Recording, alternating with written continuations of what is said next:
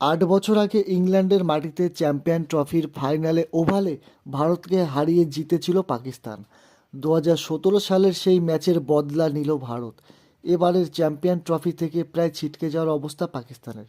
প্রথমে ব্যাট করতে নেমে পাকিস্তান ২৪১ রান করেছিল। বিরাট কোহলির ১৭ রানে ৪৫ বল বাকি থাকতে ৬ উইকেটে জিতে গেল ভারত। একদিনের ক্রিকেটে ৫১ নম্বর শতরান করে ফেললেন কোহলি। পাকিস্তানের বিরুদ্ধে তার ১১১ বলে করা ১৭ রান বুঝিয়ে দিল কেন তিনি বড় ম্যাচের খেলোয়াড়। ম্যাচ জেতানোর বাউন্ডারিতে ১৭ রান পূর্ণ কোহলি। সেই ১৭ রান করে হাত নেড়ে বুঝিয়ে দিলেন তিনি আছেন স্বমহিমাতেই। রবিবার ভারতের সামনে ২৪২ রানের লক্ষ্য ছিল। ১৫ বলে ২০ রান করে আউট হয়ে যায় ক্যাপ্টেন রোহিত শর্মা। কোহলি ব্যাট করতে নেমে সিঙ্গেলস নিয়ে ইনিংস গড়তে শুরু করেন। তিনি এইভাবেই খেলতে পছন্দ করেন। ধীরে ধীরে ইনিংস গড়েন, সময় বুঝে রানের গতি বৃদ্ধি করেন। পুরো ইনিংসটা তাকে ঘিরে গড়ে ওঠে।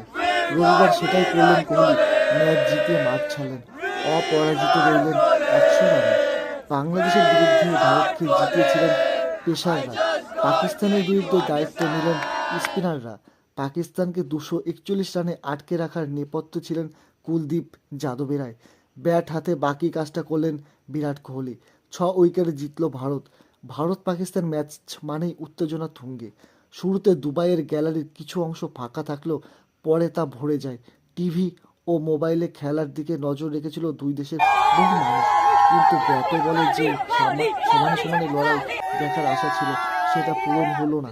আইসিসি প্রতিযোগিতার পাকিস্তানের বিরুদ্ধে দাপট দেখালো সেই ভারত।